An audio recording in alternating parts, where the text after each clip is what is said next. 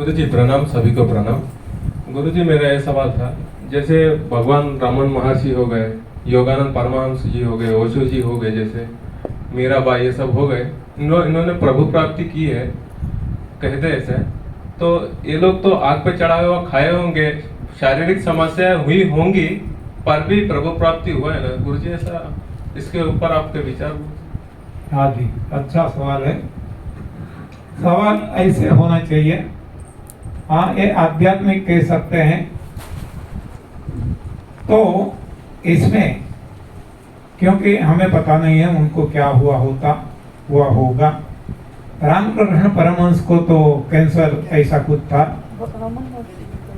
नहीं, रामकृष्ण परमहंस को भी कोई, और विवेकानंद को तो बहुत थे, ये हर कोई जानते हैं। उन्होंने अपने खत में लिखा है, उन्होंने वहां तक लिखा है स्वामी विवेकानंद जी ने कि मैं इतना परेशान हूँ मेरे रोगों से कि मुझे लगता है कि मैं इस समुंदर के नीचे जाके बैठ जाऊं।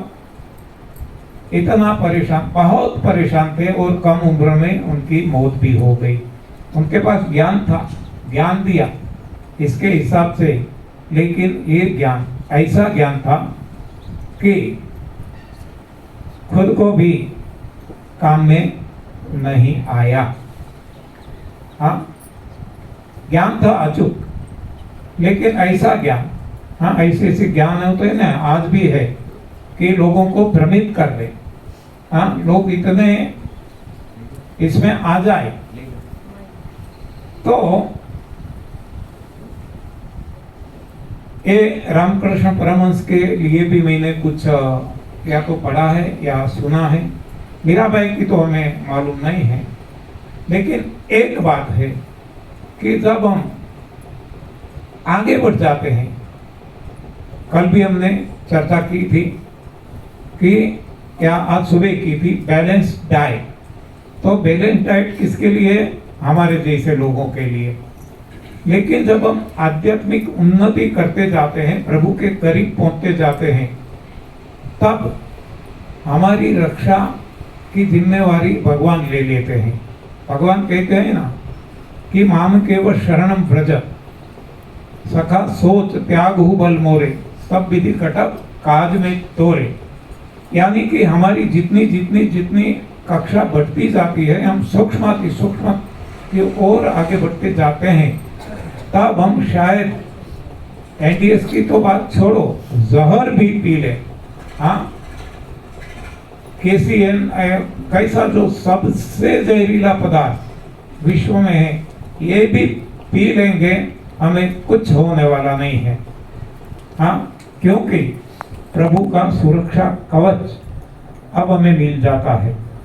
और मीराबाई के बारे में भी हम जानते हैं कि उनके पति ने जहर का कटोरा भेजा था और वो पी गई थी और उनको कुछ भी नहीं हुआ। तो एनडीए से हमारे जैसे लोगों के लिए है।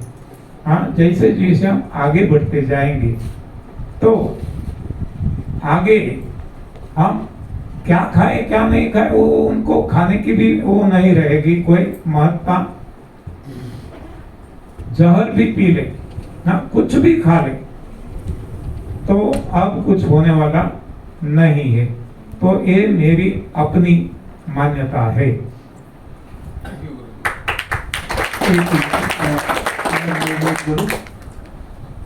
देखिए, मैं कुछ साधु संतों को, अन्य पंथ के हैं, भिन्न भिन्न पंथ के हैं, नज़दीक से स्टडी किया हूँ। किसी का नाम मैं इस मंच पे नहीं लूँगा।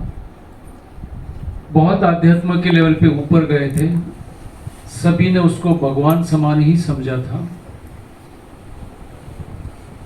लेकिन वो जो है सभी बीमारियों से गए। अभी श्रावक जो है, उनके जो फॉलोअर्स जो है, उनको भगवान की उपाधि दे दे, कोई भी उपाधि दे दे, तो इसके सामने कोई अपोजिशन तो नहीं होगा। सत्य हमें समझना पड़ेगा कि जिसने प्रभु प्राप्ति की है वो यहाँ से कैसे जाएगा, स्वस्थ जाएगा, समाधि में जाएगा, हंसते हुए जाएगा। अगर वो स्वस्थ नहीं गया, समाधि में नहीं गया, होश में नहीं गया, बेहोशी में गया है, तो ये क्वेश्चन जो है प्रभु प्राप्ति की कि नहीं, यही प्रश्न होना चाहिए। इतिहास को तो बहुत डिस्टॉर्ट करके हमें बताया गया है, सत्य करीब करीब लुप्त हो गया है। कुछ कथाएं, कुछ स्टोरीज इसमें डाली गई है ताकि आपका भ्रम बना रहे, सत्य के मार्ग पे नहीं ले जाते हैं। तो ये जो भी आपका क्वेश्चन बहुत अच्छा है, बहुत इंटेलिजेंट है, लॉजिकल है, लेकिन सोचना चाहिए कि जिन्होंने प्रभु प्राप्ति की है,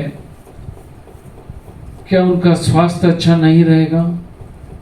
और जितनों से मेरी बात हुई है उनके पास सही जवाब नहीं है, तो बोलते आप शरीर की क्यों फिक्र करते हैं, हम तो आत्मा की फिक्र करते हैं, हम तो आत्मा की सोचते हैं। बोलने के लिए तो ये जवाब देते हैं, लेकिन वही अबक्षत मीन्स वही बीमारियों के लिए दवाइयां लेते, ऑपरेशंस करवाते, सर्जरी करवाते। जब आप आत्मा की ही बात करते हैं तो ऑपरेशन, सर्जरी और दवाइयां क्यों लेते हैं, ये भी प्रश्न होने चाहिए कि नहीं? तो वो लेते हैं। तो प्रशंसक जो है ना, उनको जो चाहिए वैसा जवाब मिलता है, बहुत ग्लोरीफाई कर देते हैं। हकीकत में तो वो भी दुखी है, पीड़ित है। मैंने अभी सेमिनार में भी बताया, डॉक्टर बीमार होता है तो कहाँ जाता है? तो दूसरे डॉक्टर के पास जाएगा। थक के वो किसके पास जाएगा? कोई धर्म गुरु के पास जाएगा। वो कोई ऐसे सूत्र बता दे, कोई ऐसे कोई बता दे, कोई हाथ दे दे, आशीर्वाद दे दे, उसके लिए जाता है। बराबर है। और जब हमारे धर्म गुरु वो बीमार होते तो किसके पास जाता है? डॉक्टर के पास। हकीकत में दोनों के पास सॉल्यूशन नहीं है। जाना तो चाहिए कुदरत के पास, लेकिन अपनी इमेज बना के रखी है। इमेज को टिकाने के लिए वो तर्क देते रहेंगे। सत्य हमें समझना है। स्वस्थ आदमी यहां से कैसे विदाई लेगा? अगर उसने सही विदाई ली, शांति से विदाई ली, जैसे आज मैं यहां बैठा हूं बात करते करते, कोई दुख या पीड़ा नहीं है मेरे में, तो सही है। बाकी आप कोई भी सवाल पूछेगा, उसका तार्किक जवाब कुछ भी दिया जा सकता है। जैसे वो बोलते हैं हम तो आत्मा की बात करते हैं, शरीर तो गौण है, ये तो नश्वर है, ये तो मरने वाला ही है, तो उनके फॉलोअर तालियां बजा देते हैं। तो सबको लगता है जवाब सही है। अगर शरीर नश्वर है तो फिर दवाइयां क्यों लेते हो? वो बोलते हैं हमारे गए जन्म के कर्म का फल इस जन्म में मिला है। क्या कहते हैं? बराबर है। तो कर्म के फल कैसे खपाने चाहिए? कैसे निर्जरा कर सकते हैं? कर्म को कैसे हम कटवा सकते हैं? कर्म को कैसे कटवा सकते हैं? वो सवाल अगर पूछा जाता है, मैं पूछता हूं, कर्मों की निर्जरा कैसे की जाती है? मैंने जैसे बोला स्वीकार कर लो। गुरुजी ने भी वही बोला, स्वीकार भावला, बीमारी है तो है, मैं कुछ नहीं करने वाला, ऊपर वाला करवाएगा, कुदरत करवाएगी। आपको फक्त स्वीकार भाव लाके धीरज में शांति से हो जाना है, यही जवाब है। लेकिन वो बेचैन हो जाते हैं, और उनके जो फॉलोअर्स है वो तो इतने बेचैन हो जाते हैं, दुनिया भर के 10 डॉक्टर और 25 अस्पतालों की अपॉइंटमेंट ले लेते हैं, और महंगे से महंगे डॉक्टर, महंगे से महंगी ट्रीटमेंट करवाते हैं। तो दोष व्यवस्था का है, डॉक्टरों का भी है, धर्म गुरुओं का भी है, कि उनको भी समझना चाहिए कि अगर मेरे कर्म है तो कर्म खपाने का एक ही रास्ता है, शांत हो जाओ, कुदरत पे छोड़ दो, स्वीकार भाव लाओ कि बीमार हूं तो हूं, दैट्स ऑल।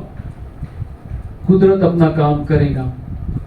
उसकी बजाय वो भी पैनिक में चले जाते हैं, और जो डॉक्टर, जो हमारी ट्रीटमेंट करने वाले, वो भी पैनिक में चले जाते, ये इधर जाता है, वो इधर जाता है। आंसर दोनों के पास नहीं है। I hope I've answered whatever I feel. Thank you.